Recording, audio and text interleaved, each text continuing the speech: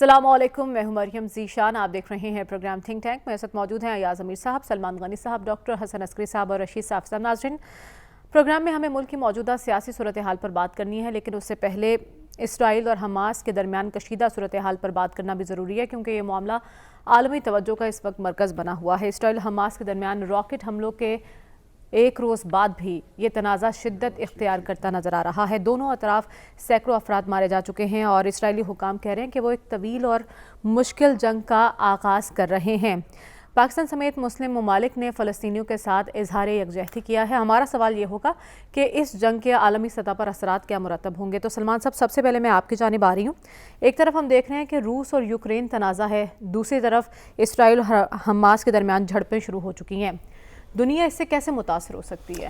دیکھیں، یہ ایشو آج کا نہیں ہے، بڑا پرانا ایشو ہے اور یہ ایک عالمی ایشو ہے. اور یہ جو حملہ کیا ہے حماس نے، یہ بڑا بھرپور حملہ ہے. اور یہ جو حلہ بولا ہے یہ کسی حلہ شیری کے بغیر ممکن نہیں ہے. اچھا. اور ایک مورخ نے کہا تھا کہ عربوں کے پاس اپنی سرزمین پہ 100 دفعہ شکست کا آپشن موجود ہے، لیکن اسرائیل کے پاس ہار کے بعد کوئی آپشن نہیں ہوگا. کہ انہوں نے بری، بحری اور ہوائی حملہ کیا اور اسرائیل کی حدود کے اندر گئے ہیں. اس کا مطلب دیکھیں ایک نئی صورتحال بن رہی ہے. یوکرین کا آپ نے حوالہ دے دیا، میرے پاس انفارمیشن تو نہیں ہے، لیکن میں سمجھتا ہوں کہ ہو سکتا ہے اس میں روس کی حلہ شیری بھی ہو، ایران جو ہے، حزب اللہ بھی وہاں پر موجود ہے. اور یہ جو جس کی لاٹھی اس کی بھینس کا اصول جو دنیا میں کار فرما ہے، یہ عالمی امن قائم نہیں ہونے دیتا. اور ریزولیشنز ان کی بھی اسی طرح موجود ہیں یو این کے اندر، جس طرح کشمیر کی ریزولیشنز ہے. لیکن فلسطین اور کشمیر کی ریزولیشنز پر اس لیے عمل درآمد نہیں ہونا کہ وہاں پر امریکہ اور دیگر ویسٹرن پاورز ان کے اپنے مفادات ہیں. لیکن یہ بات میں آپ کو بتا دوں کہ یہ آزادی کی اس طرح کی جو جدوجہد ہوتی ہے اور تحریک ہوتی ہے کہ آخری بندے کی موجودگی تک وہ کبھی اس پہ پسپائی اختیار نہیں کرتے. اور یہ جو بار بار کہا جا رہا ہے کہ جی حماس نے حملہ کیا ہے، اسی سال اسرائیل کے 18 حملوں کے نتیجے میں 200 فلسطینی شہید ہوئے ہیں. بات یہ کہ آپ انہیں دیوار کے ساتھ لگانے کی کوشش کر رہے. اور میں سمجھتا ہوں کہ اس وقت دنیا تقسیم ہو گئی ہے، 2 حصوں میں تقسیم ہے اس ایشو پہ.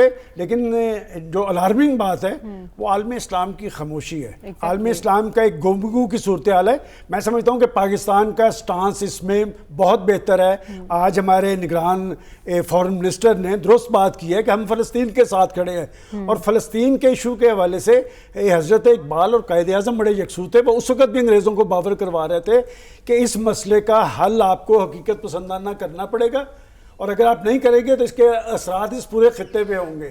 بات یہ کہ اس صورتحال میں کیا امریکہ یا عالمی طاقتیں کیا رول ادا کریں گی. انہوں نے تو اپنے آپ کو اسرائیل کے ساتھ کھڑا کر دیا ہے اور آج ہی انہوں نے $6 ارب کی امداد دی ہے. میں سمجھتا ہوں کہ طاقت اور قوت کی بنیاد پر آپ کسی ایسی قوم کو جس نے آزادی کا علم اٹھایا ہو نا، اسے آپ پسپا نہیں کر سکتے. کشمیر کے اندر انسانی حقوق کی بدترین خلاف ورزیوں کے باوجود کیا کشمیریوں کی جدوجہد رک گئی ہے؟ لیکن پھر میں دوبارہ یہ بات کہوں گا کہ حماس کا یہ جو حملہ ہے یہ بڑا مؤثر ہے. اور پہلی دفعہ ایسا ہوا ہے کہ اسرائیل کے اور ان کے لوگ بڑے پیمانے پہ ان کی ہلاکتیں بھی ہوئی ہیں اور پھر ہم نے ان کو دوڑتے بھی دیکھا ہے. اس کا مطلب یہ ہے کہ آپ نے ان کو دیوار سے لگانے کی کوشش کی ہے اور ادھر سے یہ جو غزہ کی پٹی ہے. بات یہ کہ اصل تنازع تو یہاں پہ ہے. اور آپ جو طرز عمل اسرائیل نے وہاں پر اختیار کیا ہے، کیا وہ بمباری کر کے غزہ کی پٹی خالی کروا لیں گے؟ ایسے نہیں ہوگا. دیکھیں بات یہ کہ جب ہم یہ کہتے ہیں کہ عالمی امن کے لیے ضروری ہوتا ہے کہ دنیا بھر کی جو بڑی فورسز ہیں وہ معاملات کا کوئی حقیقت پسندانہ حل نکالنا چاہیے. جہاں پر ان کے مفادات ہوتے ہیں وہ حق خود ارادیت بھی دے دیتے ہیں. نے ایک ہنگامی اجلاس بلایا تو ہے اس پر، لیکن اہم سوال تو یہی ہے نا کہ اس تنازع کے دنیا پر کیا اثرات مرتب ہوں گے. ایاز صاحب، ہم نے دیکھا کہ روس یوکرین تنازع جب شروع ہوا تو پھر ایک انفلیشن جو پاکستان میں بڑھی اور تیل کے معاملات جو پوری دنیا میں رہے، اس کے بعد ہم نے دیکھا کہ خوراک کی قلت کا معاملہ بھی سامنے آیا. اب جو اسرائیل اور حماس کے درمیان چل رہا ہے، اس کے اثرات کیا ہو سکتے ہیں؟ یہ اور نوعیت کا ہے. اس کے اثرات بزدلوں پر کیا ہونے ہیں، جو مصلحت پسند ہیں ان پہ کیا ہونے ہیں، جنہوں نے گھٹنے ٹیکنے ہیں ان پہ کیا اثرات ہونے ہیں. ہمارے بیشتر برادر ممالک، مسلمان ممالک جو ہماری جان سے بھی عزیز ہیں، وہ معاملات کے ساتھ سمجھوتا کر چکے ہیں. بیشتر نے اسرائیل کے ساتھ تعلقات پیدا کر لیے ہیں، جہاز وغیرہ جاتے ہیں اور تعلقات ہو رہے ہیں. سعودی عرب ہمارا بہت بڑا برادر ملک، جان سے عزیز، وہ بھی امریکہ لگا ہوا ان سے کرنے کا. پوری عالم اسلام میں اس وقت ہمت اور دلیری کے سمبل صرف دو ہیں، ایک حزب اللہ، ایک حماس، اور ان کے پیچھے ایران کھڑا ہے. یہ جو حزب اللہ جو ہے، جس طریقے سے عرب فوجیں، عرب ریاستیں اسرائیل کا وہ مقابلہ نہیں کر سکیں جیسا کہ حزب اللہ نے کیا تھا، اور خاص طور پہ 2006 کی جنگ میں. اور یہ جو حماس ہے، آپ نقشے پہ دیکھیں، وہ دوربین لگانی پڑتی ہے، غزہ کا وہ جو پٹی ہے نظر نہیں آتی. آبادی اتنی سی ہے، وسائل اتنے کم ہیں، کچھ نہیں ہے، پر جس قسم کا انہوں نے حملہ کیا ہے، ان کے ہوش اڑا دیے ہیں. اور یہ پوری عالم اسلام جو مصلحت پسندی اور کمزوری کا شکار نہ صرف ہے بلکہ دہائیوں سے ہے. ہمارے لیے یہ پیغام ہے، اگر ہمارے دل میں کوئی چنگاری ہو، دل میں کوئی دھڑکن ہو، تھوڑی سی ہم میں ہمت ہو کہ ایک وہ کیسے، وہ جو ہے اسرائیل کی فوج انوینسبل سمجھی جاتی تھی مڈل ایسٹ میں، حزب اللہ نے اس کا مقابلہ کیا. 2006 میں ان کا راستہ روک کے اسے سٹینڈ سٹل پہ کرا دیا. اور آج جو حماس ہے، جو حماس نے کیا ہے، ان کے ہاسٹیج لے لیے ہیں، ان کے فوجی پکڑ لیے ہیں، ان کے سینئر فوجی افسر پکڑ لیے ہیں. یہ کبھی اسرائیل اور عربوں کی جنگوں میں، اسرائیل کے بننے سے لے کے آج تک، یہ کبھی نہیں ہوا جو حماس نے کر دیا ہے. جس قسم کے لیکن پیچھے اور سپورٹ کس کی ہے؟ امریکہ تو سپورٹ کر رہا ہے، اور امریکہ اندیہ دے رہا ہے کہ ہم اسرائیل کے لیے امداد کریں گے. وہ ہمارے برادر اسلامی ملک کہاں گئے؟ ان کو اعلان کرنا چاہیے حماس کے لیے. تیل کا ویپن، ہتھیار ایک دفعہ شاہ فیصل نے استعمال کیا تھا سن 73 میں، اس کے بعد تو کسی نے کرنا نہیں ہے. پر اب جو ہے، نہ نصیحت کی ضرورت ہے، نہ زبانی جمع خرچ کی ضرورت ہے. کوئی بات کرنی ہے تو کچھ کر سکتے ہیں، ان کے لیے مدد امداد وہ کریں، زبانی جمع خرچ رہنے دیں. اور زبانی جمع خرچ میں ہمارے سارے برادر اسلامی ملک اور ہم خود، ہم شیر ہیں زبانی جمع خرچ میں. کوئی کرنا ہے ان کے لیے کریں، جو اسرائیل کے ساتھ لڑ رہے ہیں اور جس نے 2 دن میں ان کے دانت جو ہیں کھٹے کر دیے ہیں. ٹھیک ہے، زبانی کلامی آپ کہہ رہے ہیں کچھ نہیں ہوگا، حقیقی معنوں میں کچھ کرنا ہوگا. لیکن ایسے موقع پر ہم نے دیکھا ڈاکٹر صاحب کہ خود اسرائیلی میڈیا اپنے حکام پر تنقید کر رہا ہے، انٹیلیجنس پر تنقید کر رہا ہے. اور ایسا موقع جب سعودی عرب اسرائیل کو تسلیم کرنے کی طرف بڑھ رہا تھا، امریکہ کے ساتھ اس کی بات چیت جاری ہے، یہ حملہ اور یہ جنگ کیا اثرات مرتب کر سکتی ہے؟ دیکھیں، جو چیز سمجھنے کی بات ہے وہ یہ ہے کہ جب جبر اور تشدد ایک حد سے آگے بڑھ جاتا ہے تو مظلوم اور مسکین بھی ہتھیار اٹھا لیتا ہے. اور یہی چیز ہم نے غزہ میں اب دیکھی ہے. اس سے پہلے بھی وقتاً فوقتاً غزہ کی طرف سے کارروائی ہوئی، لیکن اسرائیل اس کا جوابی کارروائی کر کے نقصان پہنچاتا رہا ہے.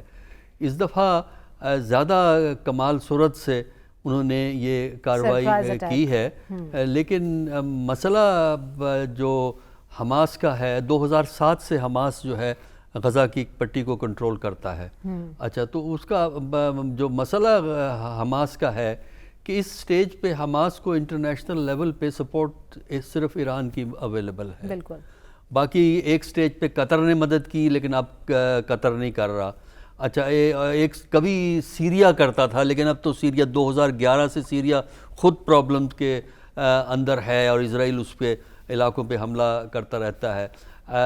لیکن اس کا امپیکٹ جو ہے عرب پالیٹکس میں یہ ہوتا ہے کہ عرب پالیٹکس میں جو حکومتیں ہیں وہاں کی اور عوام، اس میں گیپ بڑھ گیا ہے. کیونکہ گلیوں اور سڑکوں میں حماس کے لیے سپورٹ موجود ہے. آرڈنری عرب جو ہے, عام آدمی جو ہے, وہ حماس کو سپورٹ کرتا ہے. حکومتیں جو ہیں اسرائیل سے کمپرومائز کے چکر میں لگی ہوئی ہیں. تو اس وقت جو پروسیس چل رہا تھا, جب یو اے ای نے مانا, بحرین نے مانا, سوڈان نے مانا, اسی طرح ایک اور ملک نے مانا, اور اب سعودی عربیہ سے امریکہ نیگوسیشن کروا رہا تھا, وہ پروسیس فوری طور پر رک جائے گا کیونکہ عوام کا پریشر اتنا ہوگا. دوسرا یہ ہے کہ یو این تو کچھ نہیں کر سکے گی. امریکہ تو ظاہر ہے وہ اسرائیل کو سپورٹ کرتا ہے. اسرائیل جو ہے اپنی ایئر دو کام کرتا ہے, ایک تو ایئر پاور کو استعمال کرتا ہے جس کی اسے سپیریورٹی حاصل ہے, اور وہ ڈسٹروائے کرتا ہے پبلک سپیسز کو, بلڈنگز کو, ان کی جو یوٹیلیٹیز کو. بجلی کی وہاں اکثر کمی رہتی ہے, اب تو بالکل ہی معاملہ بگڑ. دوسرا یہ ہے کہ وہ غزہ کا بلاکیڈ کرتا ہے, کیونکہ غزہ جو ایکسیس ہے ویسٹ بینک کو ڈائریکٹ ایکسیس نہیں ہے, اسرائیل کے تھرو ایکسیس ہوتی ہے, اس بارڈر کو بلاک کر دیتا ہے. پھر دوسری طرف سمندر جو ہے اس کو بھی اسرائیل کی ایبلٹی ہے اس کو بلاک کرنے کی. صرف ایک روٹ ان کے پاس رہ جاتا ہے جو ایجپٹ کو جاتا ہے. ایجپٹ والا کبھی کھلا ہوتا ہے, اور ایجپٹ کی حکومت کبھی اس طرف ہوتی ہے کبھی اس طرف ہوتی ہے, تو کبھی وہ کھل جاتا ہے کبھی وہ بند ہو جاتا ہے. لیکن اتنی مشکلات کے باوجود بھی حماس نے جو یہ کارروائی دکھائی ہے, یہ اس کی بنیادی وجہ یہ ہے کہ وہاں پہ نوجوانوں کا فیوچر ہی کچھ نہیں ہے. ظلم اور تشدد جتنا ہے, آپ کو اندازہ نہیں ہے کہ بنیادی سہولتوں کی کمی وہاں کتنی ہے. اور یہ عرب راجے مہاراجے جو عرب کے بادشاہت ہیں, تیلوں کے جو تیل کے مالک ہیں, جو آرام اور عیاشیاں ان کو ہیں, کبھی جا کے حماس کے پاس دیکھیں کس طرح غریب مسکینی کی حالت میں رہتے ہیں. صرف ایک عزم ہے, ایک جذبہ ہے کہ اسرائیل کو ہم نے فارغ کرنا ہے. تو میرا خیال یہ ہے کہ مسلم ملکوں کو زیادہ اوپنلی سپورٹ کرنا چاہیے تھا, لیکن ان کے اپنے مفادات ہیں. لیکن فائدہ صرف یہی ہے کہ عوام کے پریشر کی وجہ سے عرب حکومتیں اب اپنا اسرائیل سے دوستی کو سلو ڈاؤن کر دیں گی. ٹھیک ہے, لیکن آپ یہ بھی کہہ رہے ہیں ظلم جب حد سے بڑھ جاتا ہے تو مٹ جاتا ہے. صافی صاحب, ایسے موقع پر جب کچھ مسلم ممالک کی اسرائیل سے قربتیں بڑھنے کی خبریں سامنے آ رہی تھیں, یہ تنازع سامنے آ جانا, اس پر عالم اسلام کو اب کیا سٹینڈ لینا چاہیے؟ دیکھیں, عالم اسلام کا سٹینڈ تو آج ہم نے دیکھ لیا. جو سب سے بڑی تنظیم ہے OIC, وہ انہوں نے صرف اتنا ہی کہا کہ OIC تک ہی وہ محدود رہے, اس سے زیادہ وہ کچھ عملی اقدامات کرنے سے پہلے بھی قاصر یہ تنظیم رہی تھی, اور آنے والے دنوں میں بھی یہ تنظیم کچھ فعال یا مؤثر ثابت نہیں ہو سکتی. اس حوالے سے دیکھیں ہمیں داد دینی پڑے گی. ایران نے کل کے سپورٹ کی ہے حماس کی, اور ہم یہ بھی جانتے ہیں کہ حزب اللہ جو اس وقت زیادہ ان کی موجودگی لبنان کے سرحدی علاقوں میں ہے, وہاں پہ بھی ایران کی کلی سپورٹ ان کو حاصل ہے. اور اس سے زیادہ جو اہمیت کی بات ہے, روس نے حمایت کی, اور روس کا موقف اس حوالے سے لگ بھگ پاکستان کے موقف جیسا ہی ہے. پاکستان کا یہی کہنا ہے کہ جو جو تقسیم فلسطین سے پہلے کی جو حیثیت تھی, جو پہلی جنگ عظیم کے بعد 1947 اور 48 میں جو حیثیت تھی, یا اس کے بعد جو دو ریاستیں قائم کی گئی تھی, اس پہ واپس چلا جائے. تو روس بھی وہی کہہ رہا ہے, اور اس حوالے سے چینی دفتر خارجہ کا بیان بھی اہم ہے. یہ تین اہم ممالک اس خطے کے, اور پاکستان کا ریئیکشن بھی جو ہے وہ بھی کافی تسلی بخش ہے اگر پاکستان اسٹینڈ پہ اسٹینڈ کرتا ہے. ایاز صاحب نے درست نشاندہی کی کہ کل اگر سعودی عرب دوسری جانب جا کے کھڑا ہوتا ہے تو اس وقت پھر ہم نے دیکھنا ہوگا کہ پاکستان اپنی اس جو موجودہ سانس جو آج صدر پاکستان, نگران وزیر اعظم, نگران وزیر خارجہ نے جن جذبات کا اظہار کیا ہے, کیا ریاست پاکستان اسی سٹینڈ پہ سٹینڈ کرے گی کہ نہیں, وہ سعودی عرب کے پیچھے کھڑی ہوگی. یہ ایک اہم بات ہے. لیکن اس وقت جو ایران, روس اور اسپیشلی چین کا بھی ایک مؤثر کردار رہا ہے, اور دوسری طرف ہم نے دیکھا جو سیکورٹی کونسل کے اہم تین مغربی ممالک ہے, یعنی برطانیہ, فرانس اور امریکہ, انہوں نے کل کے اسرائیل کی حمایت کا اعلان کیا ہے. نہ صرف انہوں نے ان کی مالی بلکہ جنگی مدد کی بھی وہ یقین دہانی کروائی ہے, اور حماس کی اس کارروائی کو انہوں نے شرپسندی سے تعبیر کیا ہے. لیکن حماس کو واقعی داد اس لیے ہمیں دینی پڑ رہی ہے, ایک تو جو فلسطین کا معاملہ تھا جو 1947 سے چلا آ رہا ہے، پھر 1948 میں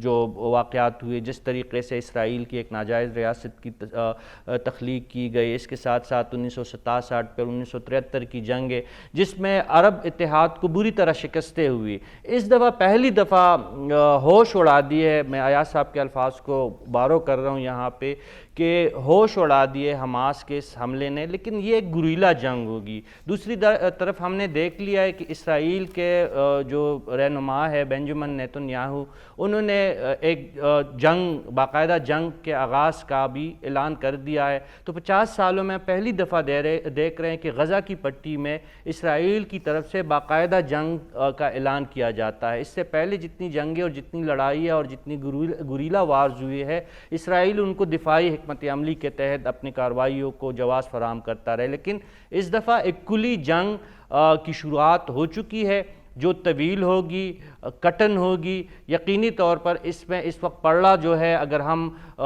مادی لحاظ سے دیکھیں، عددی لحاظ سے دیکھیں، تو وہ اسرائیل ہی کو حاصل ہے. لیکن جس جذبے کا اور جس ہمت کا مظاہرہ حماس کے حریت پسندوں نے کیا ہے، اس سے ہمیں یہ لگتا ہے کہ واقعی ظلم حد سے بڑھ گیا تھا، اور اس ظلم کے رد عمل میں حماس میدان میں آئی ہے. اور ہمیں یہ بھی اطلاعات موصول ہو رہی ہے کہ لبنان سے حزب اللہ بھی حرکت میں آئی ہے، اور وہاں سے بھی ٹھیک ہے. تو آپ کہہ رہے ہیں حماس کی جرأت قابل ستائش ہے، اس پر عالم اسلام کو ایک واضح سٹانس لینے کی ضرورت ہے اور مسلم امہ کو کھل کر سپورٹ کرنی چاہیے اس معاملے پر.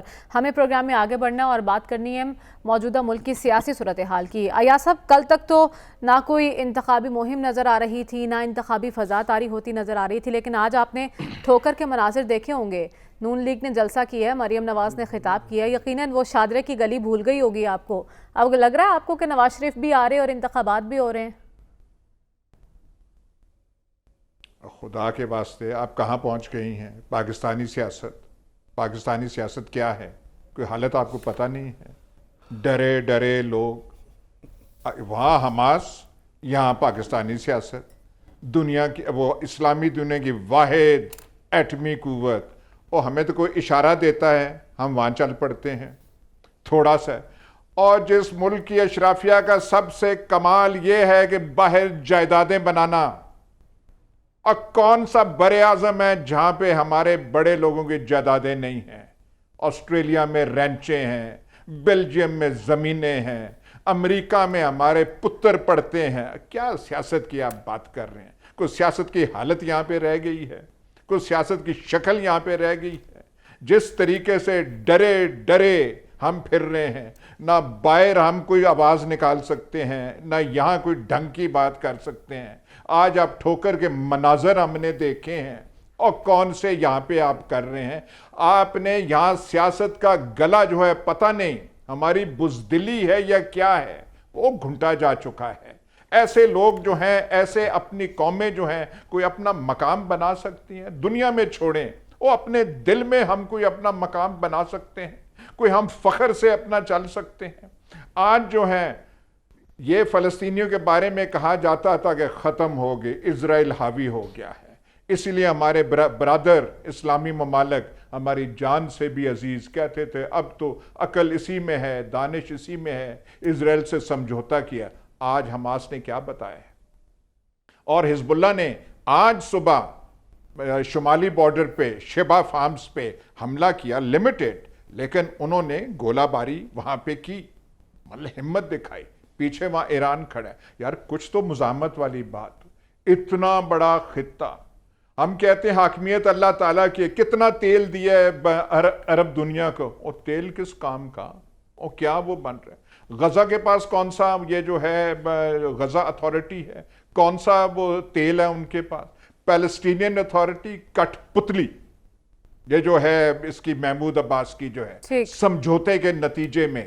لیکن حزب اللہ وہاں پہ، حماس یہاں. تو یہاں اس تناظر میں پاکستانی سیاست کیا وہ آپ بات کریں گے؟ پاکستانی سیاست میں کوئی جان، کوئی ہمت کی رمق آپ کو نظر آتی ہے؟ کوئی ایسی بات ہوتی ہے؟ ایاز صاحب کو تو آج کے جلسے کے بعد بھی پاکستانی سیاست میں کوئی جان، کوئی ہمت نظر نہیں آ رہی ہے. سلمان صاحب، آپ کی اس پر کیا رائے ہے؟ دیکھیں، آپ نے تو ان کو حوالہ ٹھوکر کا دے دیا، تو موڈ تو ان کا خراب ہونا تھا. آج اگر ہم حزب اللہ اور حماس کی بات کر رہے ہیں تو ان لوگوں کے اندر جوش اور جذبہ موجود ہے. لیڈرشپ ہوتی ہے وہ لوگوں کے اندر جوش اور جذبہ پیدا کرتی ہے اور پھر انہیں کوئی رخ دیتی ہے کسی معاملے کا تو پھر لوگ پیچھے کھڑے ہوتے ہیں. پاکستان کی سیاست کا بڑا المیہ یہ ہے کہ پاکستان کا سیاستدان عوام سے ووٹ لیتا ہے. ووٹ لینے کے بعد مسند اقتدار پہ پہنچ جاتا ہے اور مسند اقتدار پہ پہنچنے کے بعد اسے یہ پرواہ نہیں ہوتی کہ جن سے طاقت حاصل کی ہے اس طاقت کو اس عوام کی ویلفیئر کے لیے بروئے کار لایا جائے. اور بات یہ کہ آپ نے کہا کہ سیاست کا رخ کیا ہے، دیکھیں آپ کل بھی یہاں کہا گیا جی الیکشن بھی نہیں ہوں گے، نواز شریف بھی نہیں آئیں گے. میں نے تو یہ بات اب روز دہرانی ہے اس لیے کہ یہ خواہشات ہو سکتی ہیں. دیکھیں نا، یہ اپنی اپنی ایک خواہشات ہو سکتی ہیں. میں ہمیشہ یہ بات کہتا ہوں کہ جب کسی پولیٹیکل پارٹی کا، اور یہ میری صحافتی تربیت ہے 40 سال کی، کہ کسی پارٹی کی کوئی ایکٹیویٹی ہو کبھی اسے ڈیمیج کرنے کی کوشش نہیں کرنی چاہیے، اس لیے کہ وہ جمہوریت کے ادارے ہیں. اور یہاں پر اگر یہ کہا جائے کہ جی فلاں تنگ گلی میں چلا گیا، میں ان لوگوں کو جانتا ہوں جو تنگ گلی میں جلسے نہیں کرتے لیکن تنگ گلی سے نکل جاتے ہیں، تنگ گلی ڈھونڈ لیتے ہیں. میں سمجھتا ہوں کہ اگر نواز شریف آ رہا ہے تو ایک اچھی بات ہے. پاکستان کی سیاست کی ایک بڑی حقیقت ہے، 3 دفعہ پاکستان کے پرائم منسٹر رہے ہیں اور ان کی بیٹی نے آج جو خطاب کیا ہے اسے کمپیریزن کر کے دکھایا ہے. میں سمجھتا ہوں کہ کمپیریزن ان کے پاس یہ بات کہنے کے لیے تو تھی. جب ہم 16 ماہ کی کارکردگی کو یہاں پر ہدف تنقید بناتے ہیں تو اس پرائم منسٹر کے تین جو دور تھے ان کے جو ایڈوانٹیجز ہیں ان کی بات بھی کرنی چاہیے کہ کیا اس وقت پاکستان کے اندر مہنگائی، بے روزگاری اس طرح کی تھی، کیا اس طرح کی مایوسی تھی، اس طرح کی بے چینی تھی، اس طرح کی بے یقینی تھی. پاکستان کی ساری سیاسی لیڈرشپ کو اپنا سیاسی کردار ادا کرنے کا موقع ملنا چاہیے، اور سیاسی کردار ادا کرنے کا موقع تب ملے گا جب وہ اپنی سیاست کو پاکستان کے عوام کے مفادات کے ساتھ مشروط کریں گے. جب تک سیاستدان چور دروازوں پہ یقین رکھتے ہوئے چور دروازوں کے ذریعے آئیں گے انہیں لوگ ٹھڈے مار کے نکالیں گے اور پیچھے سے رونے والا کوئی نہیں ہوگا. سیاست اور جمہوریت وہی مضبوط ہوتی ہے جس میں لوگ خوشحال ہوں، ملک ترقی کر رہا ہو. اور آج کی بھی بڑی ضرورت یہ ہے کہ پاکستان کے اندر انتخابات ہونے چاہیے اور ایک آزادانہ فضا ملنی چاہیے. انتخابات کے نتیجے میں بننے والی حکومت ہی عوام کو جواب دہ ہوگی، چور دروازوں سے آنے والے کبھی جواب دہ نہیں ہوتے. ٹھیک ہے، لیکن ایک سوال یہ بھی اٹھایا جا رہا ہے کہ کیا وجہ ہے کہ صرف نون لیگ ہی تھوڑی متحرک نظر آ رہی ہے؟ ڈاکٹر صاحب، آج کا جو جلسہ ہے اس کے بعد آپ کو لگتا ہے کہ نون لیگ کی مقبولیت کی بحالی کے امکانات ہیں؟ دیکھیے، آپ اتنا زیادہ کنکلوژن ڈرا نہ کریں. پاکستان میں اس وقت پالیٹکس جو ہے نا وہ بہت ارلی سٹیجز کے اوپر ہے الیکشن کے پوائنٹ آف ویو سے، اور پارٹیز جو ہیں وہ اپنے آپ کو آرگنائز کرنے کی کوشش. کل میں نے آپ کو کہا تو تھا کہ پارٹیز کے چیلنجز کیا ہیں جو ہے، اور پی ٹی آئی کا جو P T I P M L N جن کا آج جلسہ ہوا ہے، ان کا بیسک چیلنج تو یہی ہے نا کہ کس طریقے سے وہ یہ باور کرا سکیں کہ وہ ایک تبدیلی کی بنیاد بنیں گے. دیکھیے، تبدیلی نظریات سے آتی ہے، نظریات کا فقدان ہے.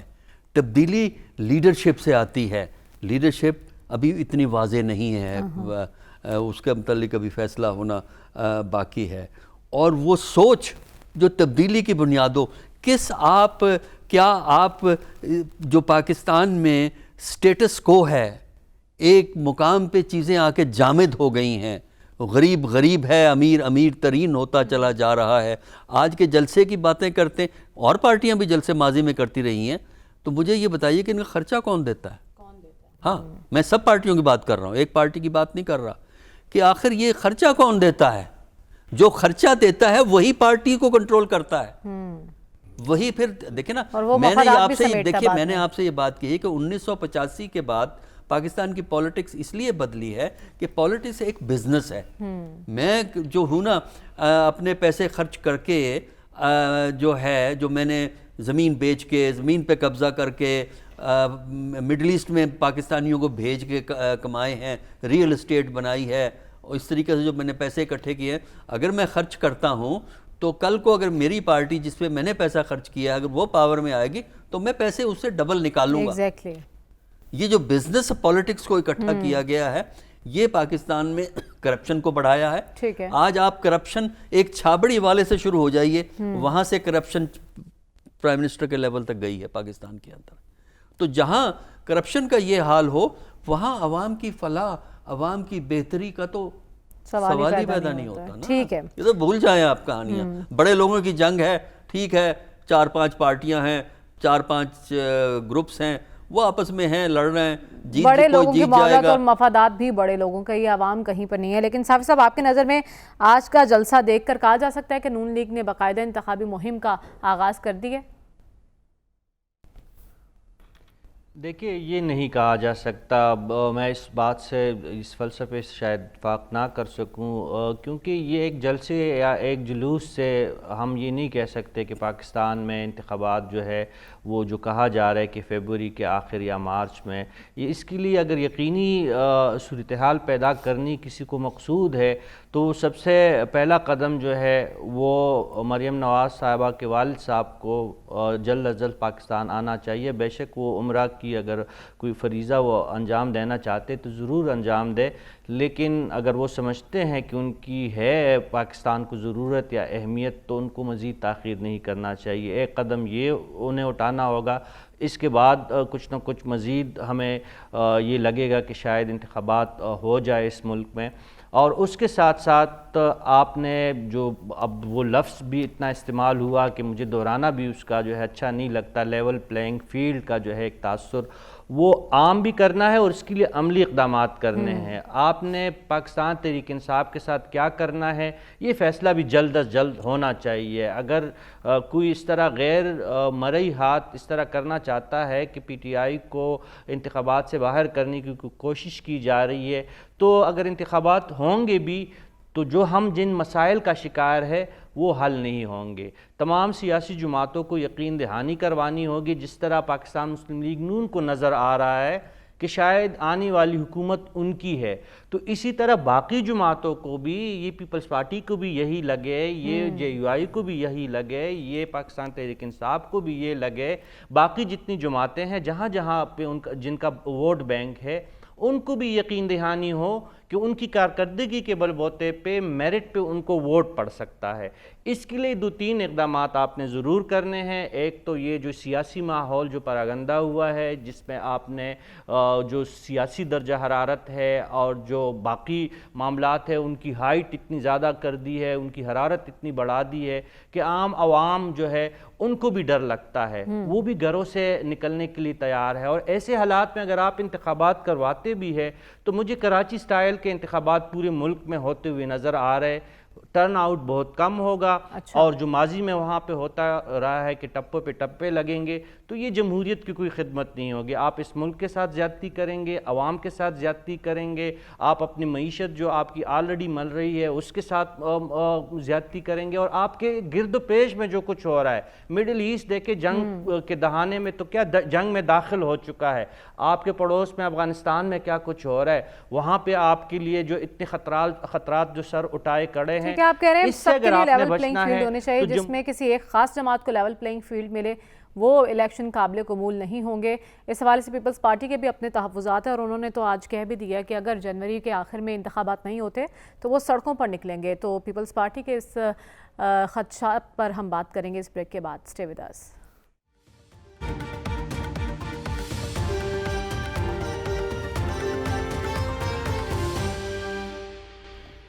ویلکم بیک ناظرین. ایاز صاحب، پیپلز پارٹی نون لیگ پر تنقید بھی کر رہی ہے اور الیکشن نہ ہونے کی صورت میں سڑکوں پر نکلنے کی بات کر رہی ہے، لیول پلینگ فیلڈ نہ ملنے کا شکوہ بھی کر رہی ہے.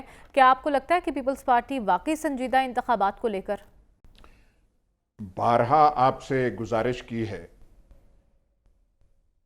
کہ اس دکان کا پتہ ہمیں بتا دیں جن کی اینکیں پہن کر چلے ہوئے کارتوسوں کے قصیدے منہ سے نہ رکنے والے نکلنے لگ پڑتے ہیں.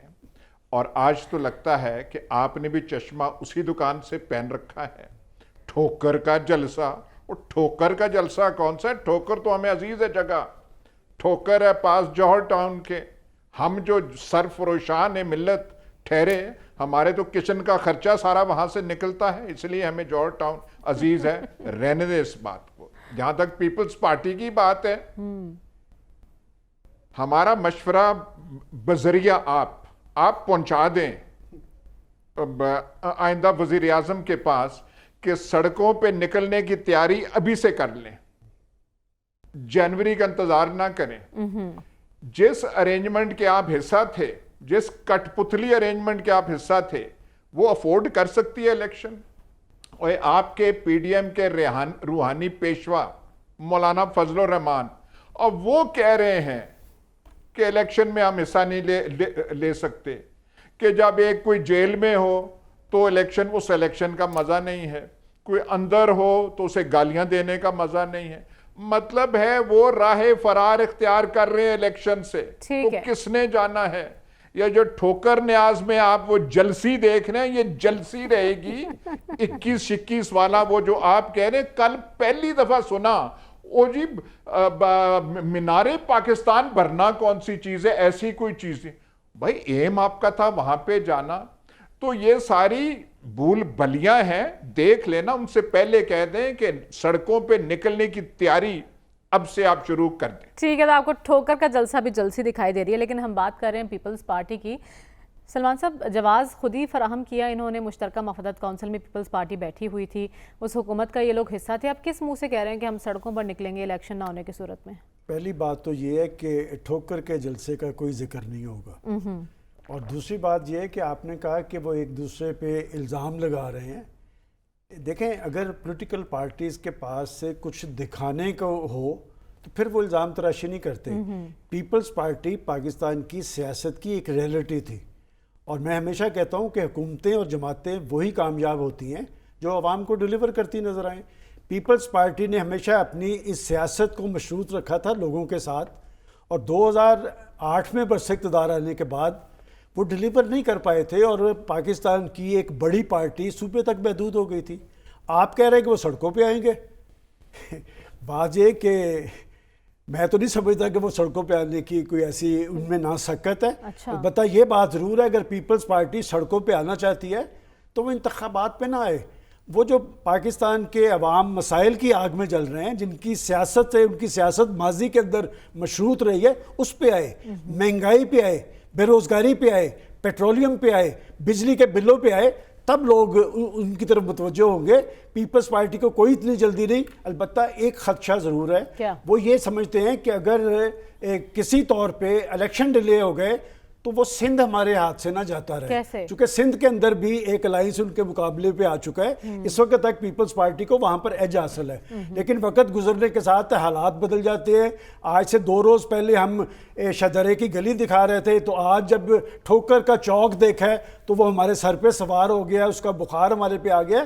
میں سمجھتا ہوں کہ پولیٹیکل پارٹیز کو ایکٹیویٹی کرنی چاہیے, مؤثر انداز میں کرنی چاہیے, لیکن بات کرنی چاہیے لوگوں کی, اپنے مفادات کی نہیں, اپنے اقتدار کی نہیں. جب تک پاکستان کی پولیٹیکل پارٹیز اپنی سیاست کو عام آدمی کے مسائل کے ساتھ مشروط نہیں کریں گے, پاکستان کے اندر سیاست مضبوط نہیں ہوگی. ٹھیک ہے, بات ہو رہی پیپلز پارٹی کے خدشات کی کس حد تک درست ہیں, ڈاکٹر صاحب سے بھی جانوں گی اس بریک کے بعد. Stay with us.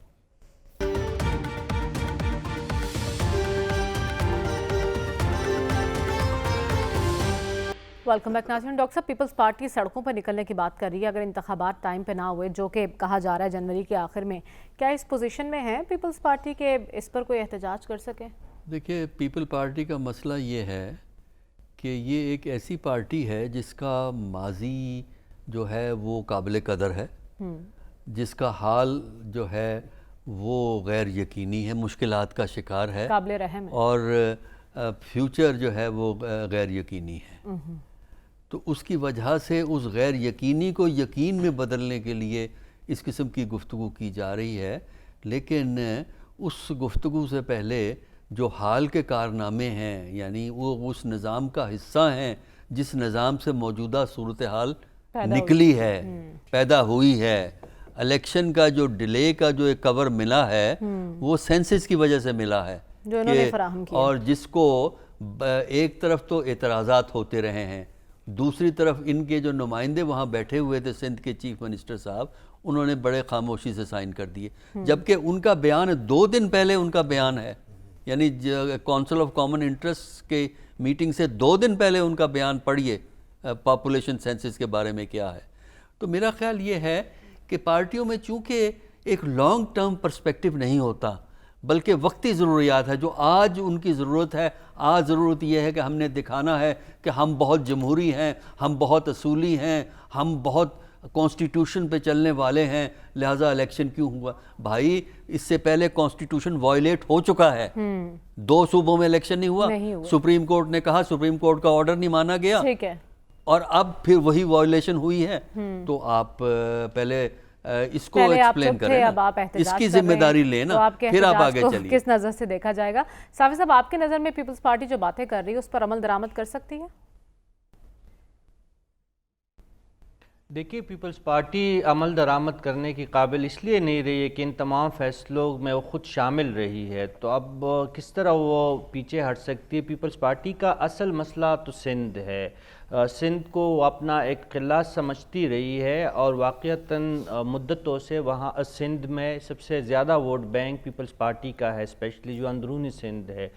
Urban area میں انہیں مسئلہ MQM جیسی جماعتیں اور پاکستان تحریک انصاف جیسی جماعتوں کی وجہ سے چیلنجز درپیش ہوئے، اور جو دیہی علاقے ہیں، ذوالفقار مرزا، پھر کچھ پاکٹس میں JUI، قوم پرست جماعتیں، ان سے بھی ان کے مینڈیٹ کو خدشات کا اس وقت سامنا ہے، اور اقتدار میں مسلسل رہتے ہوئے اور عوام کے مسائل اسی طرح بدستور برقرار رہنے کی وجہ سے پیپلز پارٹی سندھ کے حوالے سے پریشان ہے. لیکن اصل مسئلہ جو پیپلز پارٹی کا اس وقت مجھے لگ رہا ہے وہ انتخابات کا التوا یا اس میں ڈیلے نہیں ہے. وہ مسئلہ ان کو یہ ہے کہ اپنی مقبولیت کا گراف ان کو اوپر جاتا ہوا دکھائی نہیں دے رہا ہے، اور اسپیشلی جو پنجاب پہ ان کی نظریں تھی.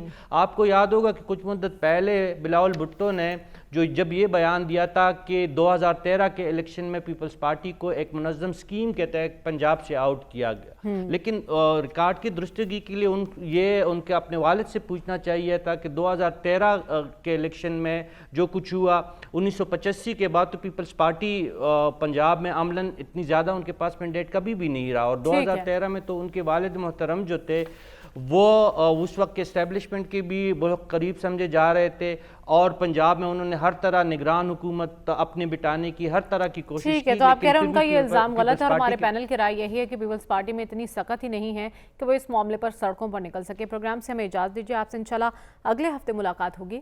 اللہ حافظ.